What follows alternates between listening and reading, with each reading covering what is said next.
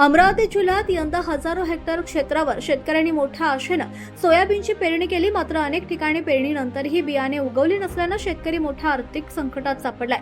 एकीकडे पावसाने दांडी मारल्याने पिकांचं मोठं नुकसान होत असताना दुसरीकडे निकृष्ट अथवा कथित बोगस बियाणांमुळे शेतकऱ्यांच्या अडचणीत आणखीन भर पडली आहे.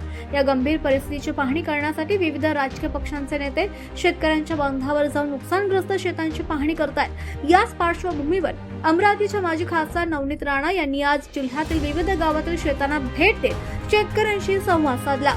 हुतुतू सोयाबीन बियाणे न उगवल्यानं झालेल्या या नुकसानीची त्यांनी प्रत्यक्ष पाहणी केली. यावेळी नवनीत राणा यांनी संबंधित बियाणे कंपनीची सखोल चौकशी करून दोषींवर कठोर कारवाई करण्याची मागणी केली आहे. तसंच नुकसानग्रस्त शेतकऱ्यांना तातडीनं आर्थिक मदत आणि योग्य भरपाई देण्याची मागणी सुद्धा त्यांनी प्रशासनाकडे केली आहे. दरम्यान या संपूर्ण प्रकरणाची प्रशासन गंभीर दखल घेणार का, दोषी कंपन्यांवर कठोर कारवाई होणार का आणि आर्थिक संकटात सापडलेल्या शेतकऱ्यांना न्याय मिळणार का, याकडे आता संपूर्ण जिल्ह्याचं लक्ष लागलंय.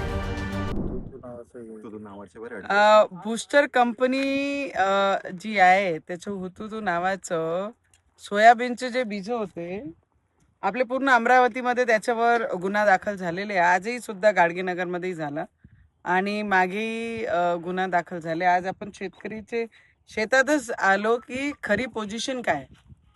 पहिले जेव्हा बियाणं दिलं मागच्या वर्षी एवढा चांगला होता बियाणं म्हणतं त्या कंपनीचं की सगळे शेतकऱ्यांमध्ये त्याचा प्रचार झाला. तर मेजॉरिटी पूर्ण अमरावती जिल्ह्यामध्ये त्याचं पूर्ण बी बियाणं त्यांनी घेतले. तर आज घेतले तर 70 ते 80% बी बियाणं चुकीचं निघाला. आणि पहिली पेरणी जी आम्ही केली आमच्या शेतकऱ्यांनी पैसेही लावले, मजदुरी गेली, शेतामध्ये पाणी होता तेव्हा आमचं शेतीमध्ये चांगलं फसल निघाली असती. आणि आता दुसऱ्यांदा आम्हाला पेरणी करायची बारी आली. पेरणी केल्यानंतर आज आम्हाला पाऊसची वाट पाहावं लागत आहे.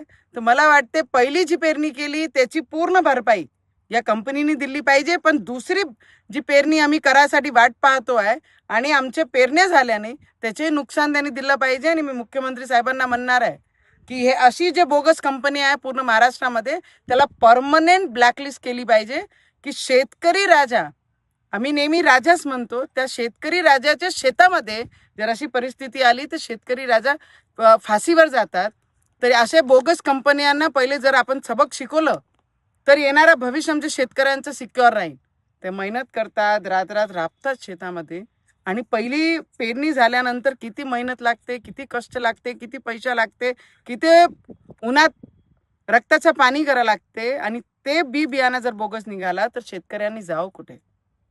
आणि जेव्हा कंप्लेंट होतात तर कंपनीचे साधारण लोक म्हणतात की आम्ही बाई पोथं घेतले, पॅकेटं घेतले 4, आम्ही ते देऊ, बाकीचं कोण पाहिजे.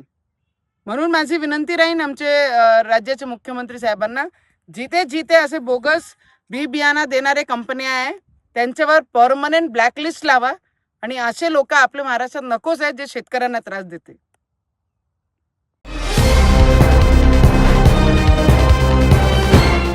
पाहत रहा फक्त जनविकास न्यूज, सत्य, संघर्ष आणि जनतेचा विश्वास.